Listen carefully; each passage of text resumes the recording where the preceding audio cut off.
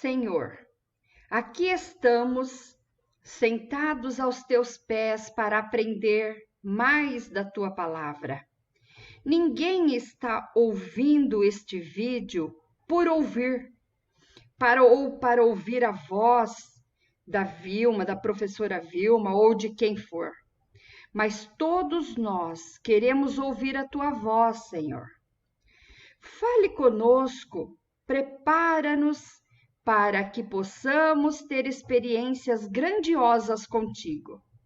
Beshem Yeshua HaMashiach, em nome de Jesus Cristo Salvador. Amém. Elohim Meler Neman. Amém. Isaías 24, de 1 a 23, nós vamos fazer então uma meditação. As mensagens mais divulgadas, seja através de livros, de pregações, de coaches ou do YouTube, são dois tipos: autoajuda e como ficar rico rápido. Eles dizem: você tem força, você é capaz, você é um gigante, há poder em suas palavras, mas quer saber a verdade? Está na Bíblia. E a Bíblia diz que eu e você somos fracos, muito fracos.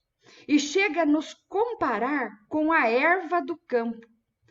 Outra coisa que revela a nós esta fraqueza é o tempo, que esculpe em nossos rostos marcas indisfarçáveis. E alguns chegam até dizer que cada fio de cabelo branco que nasce em nossa cabeça é a morte lhe chamando para um duelo. Temos fraquezas, sim, fraquezas de todo tipo, fraquezas emocionais. Quantas vezes eu e você choramos desesperados e só nosso travesseiro sabe? Temos fraquezas morais. Quantas vezes já oramos com sinceridade diante de Deus, dizendo: Senhor, eu não quero mais cometer esse erro, me perdoa. Acontecia até com o apóstolo Paulo.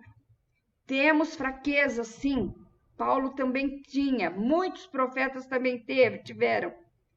Romanos 7,15 diz: porque eu faço porque o que eu quero fazer, eu não faço. Mas o que eu não quero, isso eu faço. E isso me aborrece. E não demora, caímos no mesmo erro. E mais uma vez temos que chorar aos pés do Senhor, pedindo perdão. Novamente, e não porque nos faltou sinceridade, não. Mas porque nos falta força. A força que só conseguimos no Senhor. Mas tenhamos a firme certeza: Deus tudo pode. Isaías 43:13 diz: ainda antes que houvesse dia, eu sou, e ninguém há que possa fazer escapar das minhas mãos. Agindo eu, quem impedirá? No mundo, toda a terra está fraca e se definhando. A pobreza é generalizada, o planeta se murcha. Então, o que temos neste capítulo 24 é uma ameaça de destruição por causa do pecado e uma promessa de salvação e um cântico de louvor pela redenção dos fiéis. O primeiro ponto é ameaça de destruição. Isaías 24:1 diz: eis que o Senhor esvazia a terra e desola, e transforma a sua superfície e dispersa os seus moradores. Quando tudo está caminhando bem, não conseguimos imaginar que tudo poderá mudar e ser transformado de repente. Quantos incêndios, tornados, vulcões, prédios que caem, pessoas inseguras. O profeta sai do contexto de juízo contra Tiro, até o capítulo 23, e expande o juízo por toda a terra. E a causa é, por causa do pecado. A terra, reiterada por 17 vezes nesse capítulo, se apresenta diante do tribunal do juízo de Deus, por causa dos seus moradores. O verso 2 de Isaías 24 diz: e o que suceder ao povo, assim sucederá ao sacerdote, e ao servo, e ao seu senhor, e à serva, como a sua senhora, ao comprador como ao vendedor, ao que empresta como ao que toma emprestado, e ao que dá com usura, e ao que paga também com usura. Ou seja, todos serão julgados. Ele é o único que determina o destino das nações, por meio de sua relação com a lei, e ninguém irá escapar. Tudo é questão de tempo. E o profeta mostra que estas palavras não são suas, mas do Senhor. E ele diz no verso 3: de todo se esvaziará a terra e de todo será saqueada, porque o Senhor pronunciou estas palavras. A obediência de como ele ordenou desde o princípio será o que definirá o destino de cada ser humano. Satanás tem multiplicado o fruto da sua maldade e distribuído a todos os moradores da terra de acordo com o que mais gostamos. Sua estratégia é a mesma desde o Éden: nos levar a transgredir os mandamentos do Senhor. Tudo pode, mas não, nós temos leis, temos princípios, temos mitzvah e mitzvot, são leis e mandamentos. Isaías não está dizendo que os judeus ou os israelitas quebraram a aliança, mas todos os moradores da terra. Seca-se a erva e cai a flor, soprando nela o Espírito do Senhor. Na verdade, o povo é erva, seca-se a erva e cai a flor, porém a palavra do Senhor, nosso Deus, subsiste desde a eternidade. O segundo ponto é a razão do porquê desta sentença. As pessoas mudaram os costumes, casando-se, homens com homens, mulheres com mulheres. As pessoas, dizendo ser sábias, mudaram a glória de Deus, mudaram a verdade de Deus em mentira. Homens se inflamam uns com os outros, e mulheres também. Isso está em Romanos, capítulo 1, verso 22 a 28. Sob o domínio satânico, surgem toda sorte de crenças e filosofias que descartam por completo ou, em parte, as santas escrituras, que é, em seu todo, totalmente inspirada por Deus. Isso está em 2 Timóteo 3,16. E muitos nos púlpitos a ignoram e pregam apenas o que preenche os bancos das igrejas, fazendo com que milhares e milhares sejam arrastados para a maldição que consome a terra. Com isso, Isaías 24, no versos 3 a 6, diz: de todo se esvaziará a terra e de todo será saqueada, porque o Senhor pronunciou esta palavra. A terra pranteia e se murcha, o mundo enfraquece e se murcha, enfraquecem os mais altos do povo da terra. Na verdade, a terra está contaminada por causa dos seus moradores, porquanto tem transgredido as leis, mudado os estatutos e quebrado as alianças eternas. Por isso, a maldição tem consumido a terra, e os que habitam nela são desolados. Por isso são queimados os moradores da terra, e poucos homens restam. Isaías 24, de 3 a 6. Deus tapou a boca de todo ser humano para que despertassem, mas ainda não compreenderam. Do verso 7 ao 13, Isaías 24 diz: pranteia o mosto, enfraquece a vida, e suspiram todos os alegres de coração.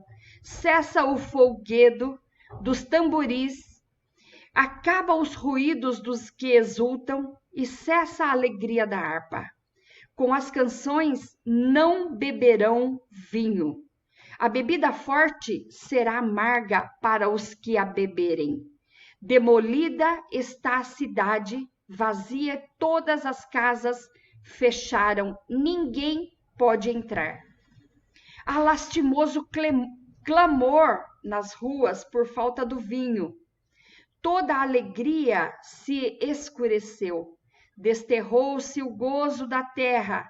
Na cidade só ficou desolação.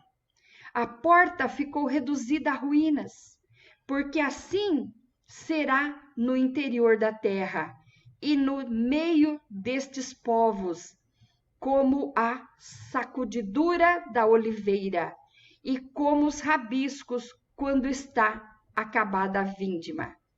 Isaías 24, 7 a 13.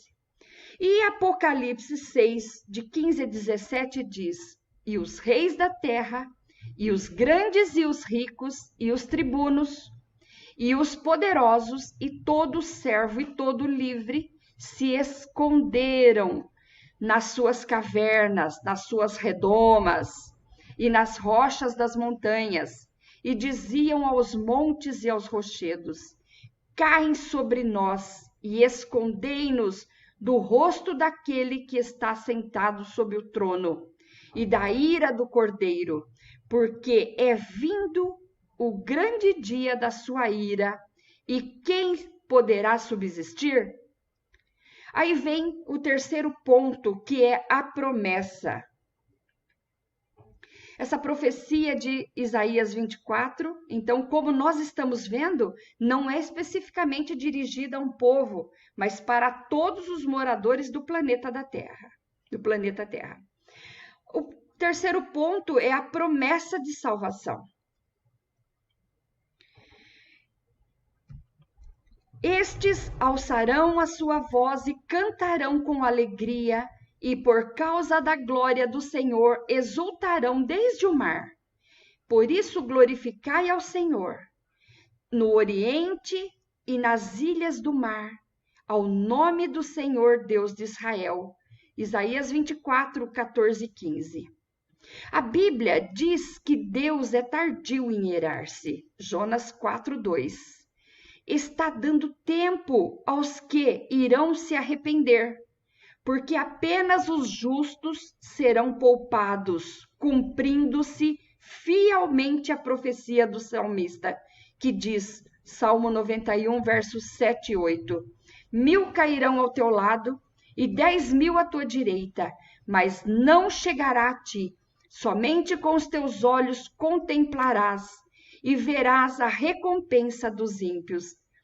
E também Malaquias fala que vereis outra vez a diferença entre o que serve e o que não serve ao Senhor, com retidão. E quarto ponto é a redenção dos fiéis.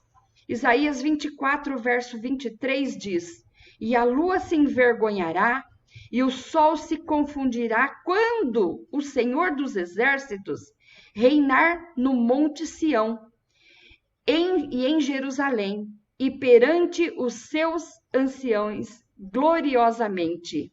Jesus ensinou isso o tempo todo. Quando ele desceu para ensinar, para tabernacular entre nós, ele ensinou a nós guardarmos as leis do Senhor, guardarmos os mandamentos, guardarmos os preceitos do Senhor, porque o dia vem, ele é rei. Puseram-lhe uma coroa de espinho, mas ele tem coroa de rei, e ele virá com força e poder. E ele diz, Apocalipse 22, 12 e 14 diz: Eis que cedo venho, o meu galardão está comigo, para dar a cada um segundo a sua obra. Eu sou o Alfa e o Ômega, o princípio e o fim, o primeiro e o derradeiro. Bem-aventurados aqueles que guardam os meus mandamentos, para que tenham direito à árvore da vida e possam entrar na cidade pelas portas. Não é o Senhor que tarda a sua promessa, mas o que faz tardar a promessa do Senhor de ele chegar é a nossa teimosia. Por quê? Porque ele é longânimo. Isso está em 2 Pedro 3:9. Apocalipse 14:12 diz: Aqui está a paciência dos santos. Aqui estão os que guardam os mandamentos de Deus e a fé em Jesus Cristo. Guardar os mandamentos de Deus e a fé em Jesus Cristo. Hebreus 3:15 diz: Se hoje ouvirdes a sua palavra, não endureçais o vosso coração. 2 Pedro 3:12: Assim estará amando e apressando a sua vinda redentora. Apocalipse 22, 20 e 21 diz: Aquele que testifica estas coisas diz: Certamente cedo venho. Amém. E o amém é Elohim Meler Neman, ou seja, Deus é rei fiel. E palavra de rei não volta atrás, está dito e pronto. E nós diremos: ora, vem, Senhor Jesus. A graça do nosso Senhor Jesus Cristo, o Machia, seja com todos vós. Amém.